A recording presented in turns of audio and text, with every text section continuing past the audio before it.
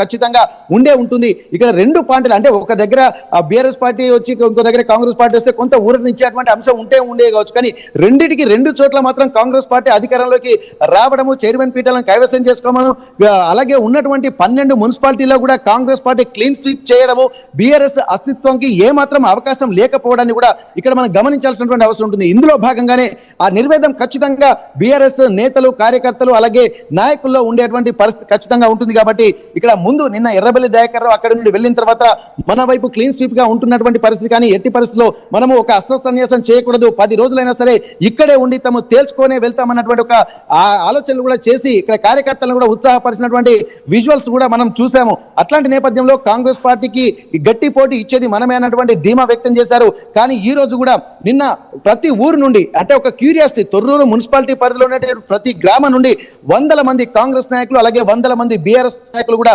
వచ్చి తమ ఏం జరుగుతుందో అన్నటువంటి ఉత్కంఠకు దారితీసింది. అవసరం అనుకుంటే ఎంతవరకైనా తెగించాలన్నటువంటి ఒక సూచనలు, ఒక ఇన్స్ట్రక్షన్స్ కూడా తమ పార్టీ నేతలతో వెళ్ళినటువంటి పరిస్థితి కూడా మనం గమనించాం. కాబట్టి ఇట్లాంటి ఉద్రిక్త పరిస్థితులు కూడా ఇంటెలిజెన్స్ రిపోర్ట్ తోటి అలాగే పోలీసులు తెలుసుకున్నటువంటి నేపథ్యంలో 1000 మంది మహబూబాబాద్ జిల్లాకు సంబంధించినటువంటి పోలీసు యంత్రాంగం మొత్తం తొర్రూరులోనే ఉంది అంటే అతిశయోక్తి కాదు. కాబట్టి ఖచ్చితంగా ఈ రోజు జరుగుతున్నటువంటి ఉద్రిక్త పరిస్థితులను దృష్టిలో పెట్టుకుని ఇక్కడ పోలీసులు ఒక భారీ సంఖ్యలో పోలీసు బలగాలను మోహరించారు. ఎంతో మంది ఇక్కడ మొత్తం తొర్రూరులో 144 సెక్షన్ విధించి 163 బిఎన్ఎస్ యాక్ట్ ను విధించిన తర్వాత మొత్తం తొర్రూరు చుట్టుపక్కల ప్రైమిసెస్ లో కూడా చాలా మంది కార్యకర్తలు కూడా మోహరించి ఉన్నారు, ఏం జరిగినా కానీ సిద్ధంగా ఉండడానికి. కాబట్టి ఇప్పుడు కూడా ఇంకా ఉద్రిక్తతో జరిగేటువంటి అవకాశం ఉండడంతో ఏమైనా జరగచ్చు. కాకపోతే ఒక స్ట్రాటజికల్ గా పోలీసులు మాత్రం కాంగ్రెస్ పార్టీకి సంబంధించినటువంటి వ్యక్తులను ఒకవైపు అలాగే బీఆర్ఎస్ పార్టీకి సంబంధించినటువంటి వ్యక్తులు మాత్రం ఒకవైపు ఉంటున్నటువంటి నేపథ్యంలో మొత్తం చుట్టూ తొర్రూరు మాత్రం 144 సెక్షన్ విధించి పూర్తిగా తమ ఆధీనంలోకి తీసుకున్నటువంటి పరిస్థితి. అట్ ద సేమ్ టైం ఇక్కడ పోలీసులు కూడా జనగామలో కూడా అట్లాంటి పరిస్థితి, అంటే ఎట్లాంటి అనౌన్స్మెంట్ చేసుకుంటూ కవాతు నిర్వహించుకుంటూ ఎవరైనా సరే ఇది 163 బిఎన్ఎస్ యాక్ట్ అండర్ లో ఉంది కాబట్టి ఎవరు బయటికి రాకూడదు, ఇక గుంపులుగా ఉండకూడదు, ఒకవేళ వస్తే వాటిపై కఠిన చర్యలు తీసుకుంటామన్నటువంటి ఒక ఇన్స్ట్రక్షన్స్, ఒక హుకుములు కూడా ఇక్కడ ఇరు పార్టీలటువంటి పోలీసులు మాత్రం. వెంకటరత్నం, నేను మీతో మళ్ళీ మాట్లాడతాను. ఇంకా అప్డేట్స్ మాకు గ్యాదర్ చేస్తూ ఉండండి ఏమేం జరుగుతుంది అనేది. సో నెక్స్ట్ ఎవరు ఉండబోతున్నారు అనేది ఇప్పటికే మనం చూస్తున్నాం. డోర్నకల్లో కాంగ్రెస్ అక్కడ రాధాకుమారి కాంగ్రెస్ చైర్మన్ ఎన్నికైతే వైస్ చైర్మన్ గా లావణ్య ఎన్నికయ్యారు. ఇక మెదక్ వైపు చూస్తున్నాం. ఒకసారి మనం డీటెయిల్స్ చూడొచ్చు. జహీరాబాద్ లో మొత్తం 37 వార్డులు ఉన్నాయి. ఇక్కడ జహీరాబాద్ పరిస్థితి ఏంటి? మున్సిపల్ పీఠం కాంగ్రెస్ కైవసం చేసుకున్నట్లుగా తెలుస్తోంది. మొత్తం 11లో 8 కాంగ్రెస్ గెలుచుకుంటే 1 మాత్రం బీఆర్ఎస్, ఒక్క ఇంద్రేశం మాత్రం బీఆర్ఎస్ గెలుచుకున్నట్టుగా మనకి కనపడుతున్నటువంటి పరిస్థితి కనపడుతుంది. సో జహీరాబాద్ సైతం ఇప్పుడు కాంగ్రెస్ కైవసం చేసుకున్నటువంటి పరిస్థితి. ఇల్లందు, సుల్తానాబాద్, ఇబ్రహీంపట్నం, కాగజ్ నగర్, కేతనపల్లి, ఖానాపూర్, జహీరాబాద్, ఇంద్రేశం, డోర్నకల్, తొర్రూరు, జనగాం ఇలా మొత్తం 11 చోట్లలో 8 చోట్ల కాంగ్రెస్ విజయం సాధించింది. ఒక్క చోట ఇంద్రేశం మాత్రం ఇప్పటికీ బీఆర్ఎస్ విజయం సాధించినటువంటి పరిస్థితి కనపడుతుంది. మిగతా చోట్ల ఇంకా క్లారిటీ రావాల్సి ఉంది. ఇప్పుడు మనం చూడొచ్చు. మహేష్ జాయిన్ అవుతున్నారు, మా ప్రతినిధి మహేష్. జహీరాబాద్ లో ఏం జరిగింది, ఎలా జరిగింది అక్కడ ప్రాసెస్?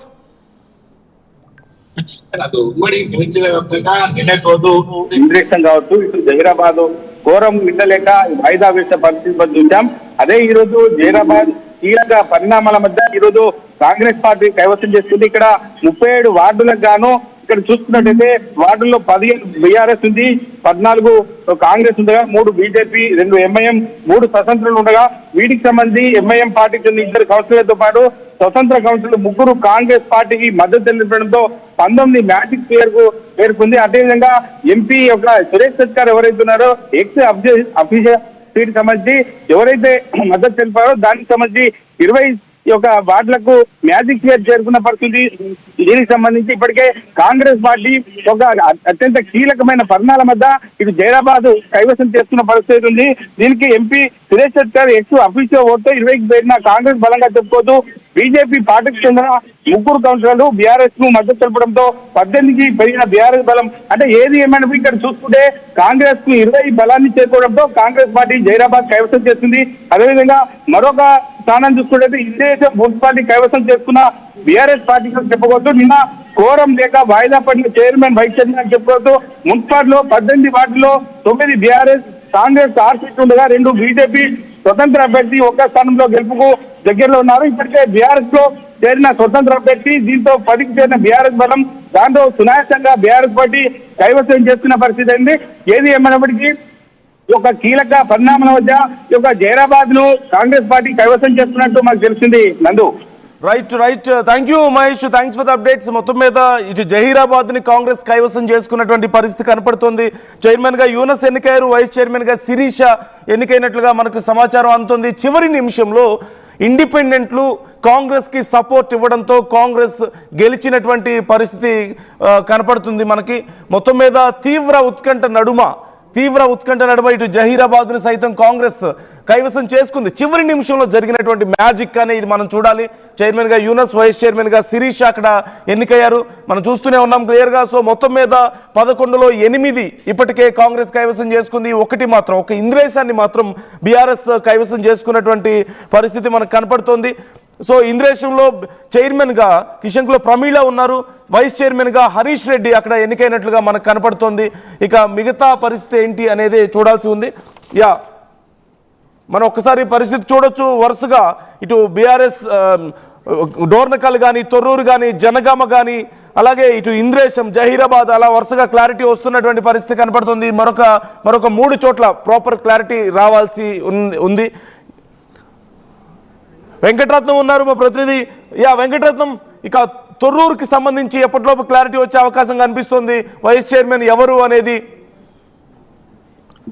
నందు, ఇప్పటికే బ్రేకింగ్. ఇక్కడ దాదాపు తొర్రూరు మున్సిపాలిటీ వైస్ చైర్మన్ గా చైర్పర్సన్ గా కాంగ్రెస్ పార్టీకి చెందినటువంటి 14వ వార్డు కౌన్సిలర్ సోమ రజని రాజశేఖర్ ఇక్కడ ఎన్నికయ్యారు. అంటే పూర్తిగా ఇప్పుడు 3కు సంబంధించి, అంటే డోర్నకల్లు, అలాగే తొర్రూరు, మహబూబాబాద్, ఈ 3కు సంబంధించి 3 మున్సిపాలిటీలకు సంబంధించి ఇక్కడ చైర్పర్సన్ అలాగే వైస్ చైర్పర్సన్ ఎన్నిక కూడా పూర్తయినట్టుగా మనకు తెలుస్తుంది. ప్రస్తుతానికి సోమ రజని 14వ వార్డుకు సంబంధించినటువంటి కౌన్సిలర్, తను ప్రస్తుతానికి వైస్ చైర్పర్సన్ గా ఎన్నికైంది.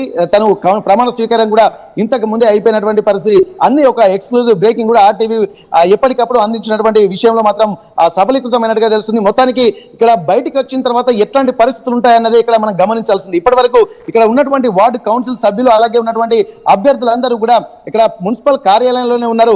బయటకు వెళ్ళిన తర్వాత ఎలాంటి ఉద్రిక్త పరిస్థితులు ఉంటాయన్నటువంటి ఒక ఉత్కంఠ మాత్రం అందరిలో నెలకొంది. ఒక నిర్వేదం మాత్రం బీఆర్ఎస్ పార్టీలో నెలకొన్నటువంటి నేపథ్యంలో ఇక్కడ తొర్రూరులో మాత్రం చైర్పర్సన్ అలాగే వైస్ చైర్పర్సన్ 2 కాంగ్రెస్ పార్టీ కైవసం చేసుకుంది. ఇక్కడ జనగామలో మాత్రం చైర్పర్సన్ పీఠము కాంగ్రెస్, అలాగే వైస్ చైర్పర్సన్ పీఠం మాత్రం బీఆర్ఎస్ దక్కించుకున్నటువంటి పరిస్థితుల నడుమ ఇక్కడ ఒక బీఆర్ఎస్ కు కొంత ఇబ్బందికర వాతావరణమే కావచ్చు. ఒక వైస్ చైర్పర్సన్ జనగామలో మాత్రం కొంత ఊరట ఇచ్చేటువంటి అవకాశం, కానీ అందరి కాన్సన్ట్రేషన్ చైర్మన్ పీఠం పైన ఉండడంతో ఎట్లాంటి పరిస్థితులు ఉంటాయన్నటువంటి ఉత్కంఠకు మొత్తానికి తెరదీసింది. ఈ రోజు జరుగుతాయా లేవా, లేకపోతే ఎవరైనా కౌన్సిల్ సభ్యులు రాకపోతే మరింత వాయిదా వేసేటువంటి పరిస్థితులు ఉంటాయా అన్నటువంటి కోణంలో కూడా ఆలోచించారు. కానీ ఇక మొత్తానికి ఆ కౌన్సిల్ సభ్యులు ఇటు బీఆర్ఎస్ కు సంబంధించి అలాగే కాంగ్రెస్ పార్టీకి సంబంధించి అందరూ కూడా రావడము, ఇక్కడ 3 మున్సిపాలిటీలకు సంబంధించి సభ్యులందరూ రావడము, అధికారులు కూడా ఇక చివరికి ఇక్కడ అందరి అంగీకారం ప్రకారం డ్రా సిస్టమ్ కు వెళ్ళడము. ఆ డ్రా సిస్టమ్ లో కూడా ఇక్కడ తొర్రూరులో Congress party chairperson vice chairperson గెలుచుకోవడము, జనగామలో చైర్పర్సన్ కాంగ్రెస్ పార్టీకి సంబంధించి వైస్ చైర్పర్సన్ మాత్రం బీఆర్ఎస్ కు సంబంధించినటువంటి ఆ పరిస్థితులు గెలుచుకోవడం. ఇటు డోర్నకల్లో ఎక్కువగా ఆల్రెడీ మెజార్టీ ఉంది కాబట్టి 11 మంది సభ్యులతోటి కాంగ్రెస్ పార్టీ చైర్మన్ పీఠం కైవసం చేసుకుంది, కాంగ్రెస్ పార్టీ వైస్ చైర్పర్సన్ పీఠం కూడా కైవసం చేసుకుంది. కాబట్టి మొత్తం క్లీన్ స్వీప్ ఉమ్మడి వరంగల్ జిల్లా వ్యాప్తంగా చూసినట్లయితే 12 మున్సిపాలిటీలో కాంగ్రెస్ పార్టీ చైర్మన్ పీఠాలను మొత్తం క్లీన్ స్వీప్ చేసినటువంటి పరిస్థితి. ఒకే ఊరట అంశం బీఆర్ఎస్ కు కలిసి వచ్చింది ఏంటంటే ఒక డ్రా సిస్టమ్ లోకి వెళ్ళడం వల్లనే వైస్ చైర్పర్సన్ పీఠాన్ని మాత్రం బీఆర్ఎస్ పార్టీ గెలుచుకుంది అన్నటువంటి విషయం మనం గమనించాల్సినటువంటి అవసరం ఉంటుంది. ఇప్పటి వరకు ఎన్నికలకు సంబంధించినటువంటి ఒక ఉత్కంఠ, ఒక చైర్పర్సన్ అభ్యర్థులు ఉన్నటువంటి ఒక ఉత్కంఠ మాత్రం తీరిపోయింది. కానీ బయటకు వెళ్ళిన తర్వాత ఇక్కడ ఎట్లాంటి ఉద్రిక్త పరిస్థితులు ఉంటాయన్నటువంటి విషయం పోలీసులకు మాత్రం ఒక సవాల్గా మారింది. ఇప్పుడు ఉన్న పలంగా అక్కడ ఉండే బీఆర్ఎస్ కార్యకర్తల్ని కానీ కాంగ్రెస్ కార్యకర్తల్ని కానీ అక్కడి నుంచి పంపించడం కూడా పోలీసులకు కూడా కొంత సవాలుకు మించినటువంటి పరిస్థితులే అనుకోవచ్చు. కానీ ఇక్కడ విధిలేని పరిస్థితుల్లో ఖచ్చితంగా యాక్సెప్ట్ చేయాల్సినటువంటి పరిస్థితి బీఆర్ఎస్ కు వచ్చింది. కాకపోతే ఒక నిర్వేదం మాత్రం బీఆర్ఎస్ లో ఏంటంటే ఇక్కడ మెజార్టీ ఉండి కూడా కేవలం ఎక్స్ కౌన్సిల్ సభ్యుల విషయం వచ్చి మేము ఓడిపోయామన్నటువంటి ఒక ఆవేదన. ముఖ్యంగా ఉమ్మడి వరంగల్ జిల్లాలో ఆర్టీవీ మొదటి నుంచి గ్రౌండ్ రిపోర్ట్ ద్వారా చెప్తుంది 4 స్థానాలు బీఆర్ఎస్ పార్టీ గట్టి పోటీ ఇస్తుందని చెప్పి అనుకున్నాం, 8 స్థానాలు మాత్రం కాంగ్రెస్ పార్టీ కైవసం చేసుకుంటుందని చెప్పాము. ఎగ్జాక్ట్లీ ఈ పోటీ మాత్రం 4 స్థానాల్లో ఖచ్చితంగా ఉంది. ఇక్కడ కే సముద్రం కూడా ప్రస్తుతానికైతే కే సముద్రం కూడా ఈక్వల్ టు అంటే 16లో 8 కాంగ్రెస్ పార్టీ 8 బీఆర్ఎస్ పార్టీ 8 దక్కించుకున్నటువంటి నేపథ్యంలో అక్కడ కూడా ఎక్స్ అఫీషియో సభ్యులు కీలకంగా మారారు. అంటే కే సముద్రం కావచ్చు, తొర్రూరు, అలాగే జనగామ, ఇక్కడ మిగిలిన ప్రాంతాల్లో కూడా మొత్తం ఒక క్యూరియాసిటీ నెలకొంది. ఏదేమైనప్పటికీ కూడా కాంగ్రెస్ పార్టీ అనుకున్నటువంటి లక్ష్యాన్ని కూడా ఒక అదృష్ట రూపంలో డ్రా సిస్టమ్ కూడా భరించినట్టుగా మనం భావించవచ్చు. దీనివల్ల మొత్తం ఉమ్మడి వరంగల్ జిల్లా క్లీన్ స్వీప్ అయినటువంటి పరిస్థితి. వెంకటరత్నం, నేను మీతో మళ్ళీ మాట్లాడతాను. ఈలోగా ఇంకా ఏమైనా అప్డేట్స్ ఉంటే మాకు గ్యాదర్ చేసే ప్రయత్నం చేయండి. మహేష్ ఉన్నారు మనతో. మహేష్, మరికొద్ది సేపట్లో మహేష్ మళ్ళీ మనతో జాయిన్ అవుతారు. అయితే ఈ నేపథ్యంలో ఒకసారి మనం చూడవచ్చు, మొత్తం 11 నిన్న బ్యాలెన్స్ 11 ఉన్నాయి. 11లో 8 ఇప్పటికే ఫలితాలు వచ్చాయి. మరొక 3 వాయిదా పడ్డటువంటి పరిస్థితి కనపడుతోంది. ఇబ్రహీంపట్నం, ఘానాపూర్, అలాగే కేతనపల్లి క్లారిటీ రావాల్సి ఉన్న పరిస్థితి మనకు కనపడుతోంది. వీటిలో బీఆర్ఎస్ ఇంద్రేశం ఒక్కటి మాత్రమే బీఆర్ఎస్ కైవసం చేసుకోగలిగింది.